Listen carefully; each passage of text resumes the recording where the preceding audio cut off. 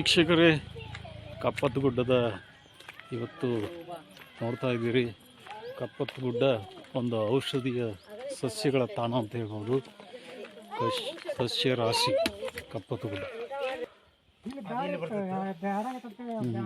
ಅಲ್ಲೋ ಅದು ಇಲ್ಲಿ ಬರ್ತಿತ್ತು, ಇಲ್ಲೇ ಬಂದಿದ್ರೆ ಬೇಸಿತ್ತು. ಕಪಾಟಣಿಗೆ ಹೋಗ್ಯಾವ ನೋಡ, ನೋಡೇ ಇಲ್ಲ ಉದುರು ಬಿದ್ದಾವ ಮಳೆಗೆ.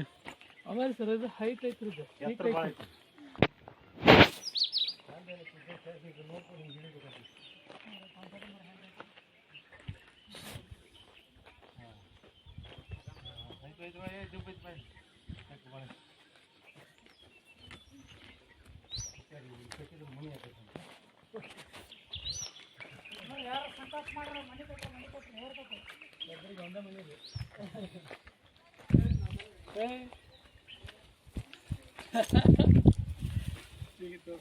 ಅಂಗಡಿ ಹಾಕ್ಬಿಟ್ಟಿರ್ತಾರೆ ಜಾತ್ರೆ. ಈ ಶ್ರಾವಣದಾಗ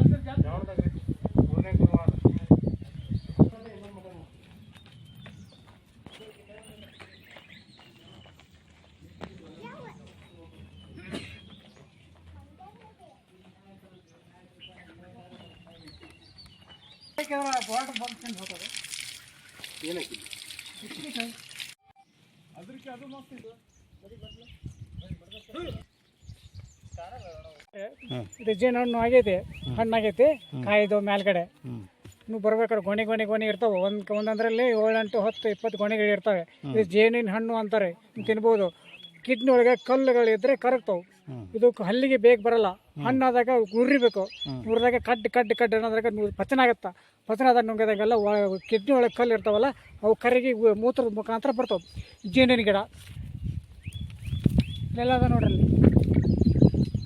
ಕಾಯಿ ಇದಾವೆ ಅಲ್ಲಿ, ಕೊನೆ ಮೇಲೆ ಅದ ಕಾಯಿ, ಅದು ಬಗ್ಗಿಸ್ಬೇಕಾಗತ್ತೆ. ಆ ಕಡೆ ಮುಂದೆ ಸಣ್ಣ ಗಿಡ ಇದ್ರೆ ಅಲ್ಲಿ ತೆಗೆಯುವಂಥದ್ದು. ಬರ್ರಿ, ಇದು ಸೌಂಟು, ಇದು ಸೌಂಡು. ಈ ಕಡೆ ತಿಂತಾರೆ ಹಣ್ಣು, ತಿನ್ರಿ, ಏನಾಗಲ್ಲ, ಬೆಸ್ಟ್. ನಮಗೊಂದು ಇದ್ರೆ ಅರ್ಧ ಕೊಡ್ರಿ.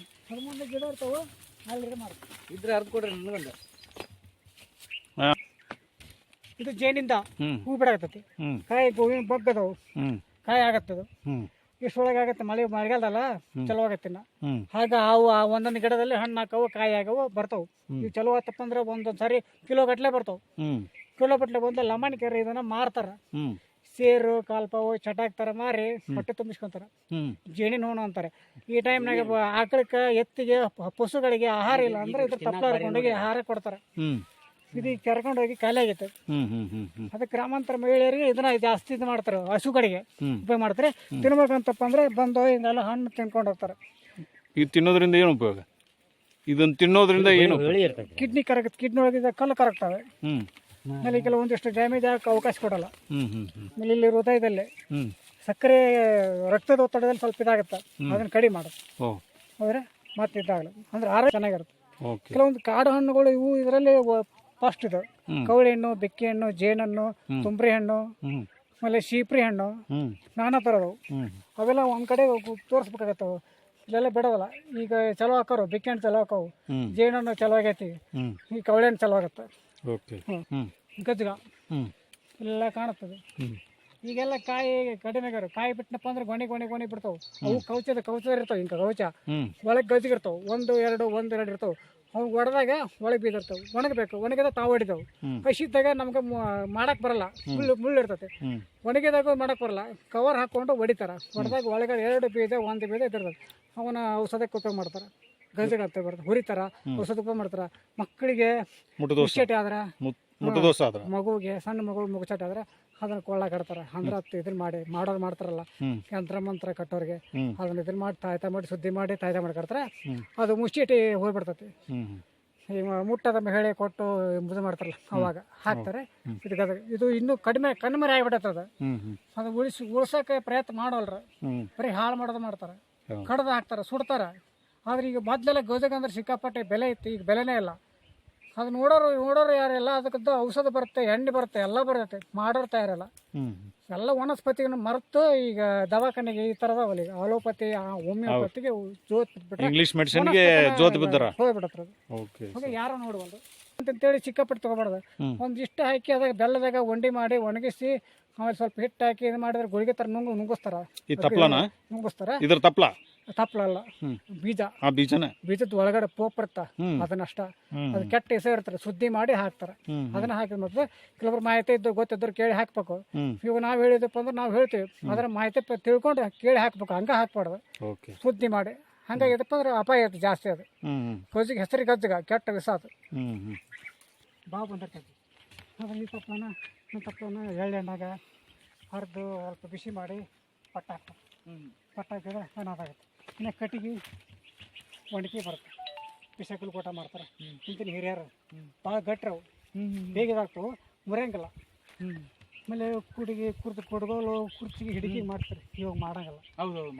ಮಾಡ್ತಾರೆ ಇವಾಗ ಮಾಡಿದ್ರೆ ಕೈ ಬರ್ತಾರೆ. ಅವು ಎರಡಕ್ಕೂ ಏನೋ ಸಂಪ್ರದಾಯ ಅಂತೇಳಿ ಒಣಗಿ ಬಿಸಾಕಲು ಊಟಕ್ಕೆ ಮಾತ್ರ ಮಾಡಾಕತ್ತಾರೆ. ಉಳಿದಾರ ಮಾಡೋಕ್ಕೆ ಇರಲ್ಲ. ಉರಿ ಹಚ್ತಾರೆ, ಸುಡ್ತಾರೆ. ಔಷಧ ಬರ್ತಾ ಮಹತ್ವ ಐತೆ ಅನ್ನೋದು ಯಾರಿಗೂ ತಿಳ್ಕೊಳಲ್ಲ. ಹೆಸರು ಹೆಂಗೈತದೆ. ಆದರೆ ಈಗ ಅದನ್ನು ಬಿಟ್ಬಿಟ್ರೆ ಯಾರೋ ಒಬ್ರು ಹಿರಿಯರು ಮಾಡಂದ್ರೆ ಈಗ ಯಾರು ಮಾಡಲ್ಲ. ಸರ್ ಯಾವ ಗಿಡ ಅಂತ ಕೇಳಿ ಹೋಗ್ತಾರೆ. ಈಗ ಬೇರೆ ಬೇರೆ ಯಾವ ಗಿಡ ರೀ ಸರ? ಗಿಡ ಯಾವ್ದ್ರಿ? ಕೆರೆವು ಅದೆಲ್ಲ ಇದೆಲ್ಲ ತೆರೆ ನೋಡ್ರಿ. ಪೂರ್ತಿ ದೊಡ್ಡ ಹೂ ಬಿಡುತ್ತೆ, ನಾಳೆ ಕಾಯಿ ಬಿಡ್ತದೆ. ಅದ್ರ ಬೀಜ ಉಪಯೋಗ ಬರುತ್ತೆ. ಬೀಜ ಅದಕ್ಕೆ ಎಲ್ಲ ತೆರೆ ಗಿಡ ಭಾಳ ತೆರೆ. ಬೀಜ ಅದಕ್ಕೆ ಉಪಯೋಗ ಬರುತ್ತೆ ರೀ?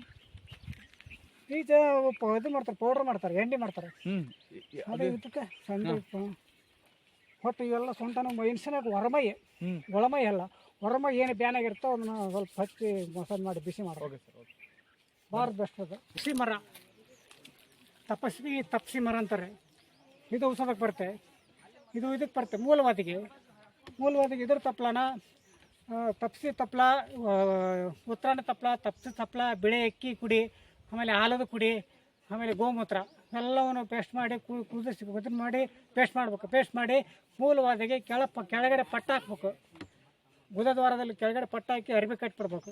ಅರಿಬಿ ಕಟ್ಟಿದಾಗ ಬಳಕೆ ತಿಂಡಿ ಇಷ್ಟು ಬರ್ತಾವ್ರು. ಮುಳ್ಳು ಮೂಲವಾದ ಅಂತ ಬರುತ್ತೆ. ಆ ಮೂಲವಾದಿ ಮರದನ್ನು 2-3 ದಿನ ಕಟ್ಟಿದಾಗ 3 ದಿವಸಕ್ಕೆ ಮೊಳಕೆ ತಾನೇ ಉದುರ್ತಾವೆ. ಆದ್ರೆ ಸ್ವಲ್ಪ ಉರಿತೈತಿ, ಮೂವ್ ಆಗುತ್ತೆ. ಬಗ್ ಚಲೋ ಆಗುತ್ತೆ. ತಡ್ಕೋಬೇಕು. ತಡ್ಕೊಂಡು 3 ದಿವಸ ಮಾಡಿದಾಗ ಮುಳ್ಳು ಎಲ್ಲ ಖಾಲಿ ಆಗಿಬಿಡುತ್ತೆ. ಇದು ತಪಸ್ವಿ ಎಲಿದೆ. ಇದನ್ನು ಚಿಕ್ಕ ಹುಡುಗರಿಗೆ ಮುಚ್ಚೇಟಿ ಆದಾಗ ಗುರುವಾರಕ್ಕೊಮ್ಮೆ, ಆಯ್ತಾರಕ್ಕೊಮ್ಮೆ ಇದನ್ನು ದಾರಿ ತೊಗಟಲಿಂದ ನಾರು ಮಾಡಿ ಕೊಳ್ಳ ಕಟ್ತಾರೆ. ಕೊಳ್ಳ ಕಟ್ಟಿ ಹೊತ್ತಲಿಗೆ ಒಳಗೆ ಕುಂದಿರಿಸಿ ಕೊಳ್ಳ ಕಟ್ಟಿ ಅದನ್ನು ಶುದ್ಧ ಮಾಡ್ತಾರೆ. ಇದು ತಪ್ಸಿ ಮರ. ಇದು ಮುಚ್ಚೇಟಿಗೆ ಇದು ಬರುತ್ತೆ ತೊಗಟಿಗೆ.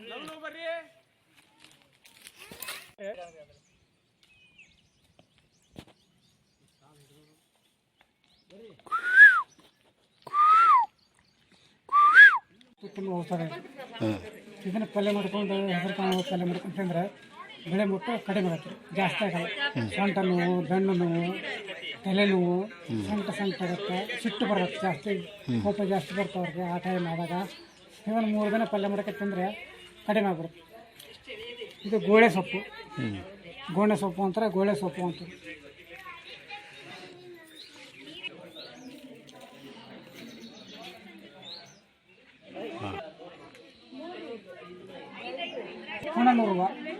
ಪುನರ್ನೂರು ಅಂತ ಹೇಳಿದ್ನಾಗ ಇದು ಪುನರ್ನೂರು.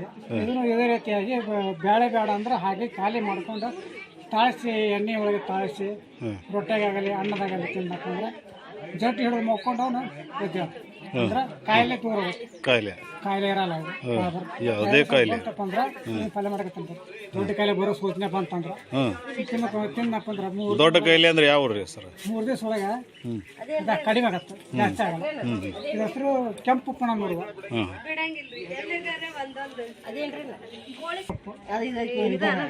ವಾರದಾಗ 2-3 ದಿನ ತಿನ್ಬೇಕು. ಬಂದಾಗ ಕೆಂಪು ಪುನರ್ನೂರು, ಬಿಳಿ ಪುನರ್ನೂರು.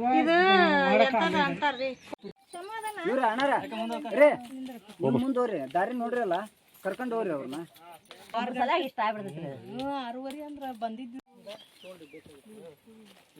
ಸ್ವಲ್ಪ ಮುಳ್ಳು ಕಾಡಂತಿ ಮುಳ್ಳು ಅಂತ ಇದೆಲ್ಲ ಓಡಾಡಿಸಿ ಮಾಡತ್ತದ. ಯಾವುದೇ ಪ್ರಾಣಿ ಬಂದಾಗ ಅಪಾಯ ಬಂದಾಗ ತನ್ನ ಪ್ರಾಣಿಗೆ ಮಾಡ್ತಾರ, ಜಾಡಿಸ್ಬಿಡ್ತಾವೆ, ಮುಳ್ಳು ಉದುರಿ ಬಿಡ್ತಾವೆ, ನಟ್ಟು ಬಿಡ್ತಾವೆ. ಮುಂದೆ ಹೋಗ್ಬಿಡ್ಸಿ ಮುಳ್ಳು ಅಂತದ. ಮನೆಯಲ್ಲಿ ಅದನ್ನ ಮುಳ್ಳು ಇಡಬಾರ್ದು. ಮುಳ್ಳು ಇಟ್ಟರೆ ಜಗಳ ಆಗತ್ತ, ತಂಟಿ ತಕರಾರ ಎಲ್ಲ ಸಿಕ್ಕಾಪಟ್ಟೆ ಆಗ್ತಾವೆ. ಇದನ್ನ ತೆಗೆದು ಹೋಗ್ಯವರೆಗೆ ಜಗಳ ನಿಲ್ಲೋದಲ್ಲ. ಏನಂತಾರೆ ಸರ್ ಅದಕ್ಕೆ? ತೋರ್ಸ್ರಿ ಕ್ಯಾಮ್ರಾಗ ತೋರ್ಸ್ರಿ. ಏನದು? ಯಾವ ಮುಳ್ಳದು? ಯಾವ ಮುಳ್ಳು? ನಮ್ದು ಹಿರೇಡೇಟ್ರಿ ಅಲ್ಲ ಅಲ್ರಿ ಇದು ಯಾವ ಮುಳ್ಳದು? ಏದದ ಮುಳ್ಳು, ಹ್ಞೂ ಏದದ ಮುಳ್ಳು ಅಂತಾರೆ, ಮುಳ್ಳು ಹಂದಿ ಮುಳ್ಳು ಅಂತಾರೆ. ಹ್ಞೂ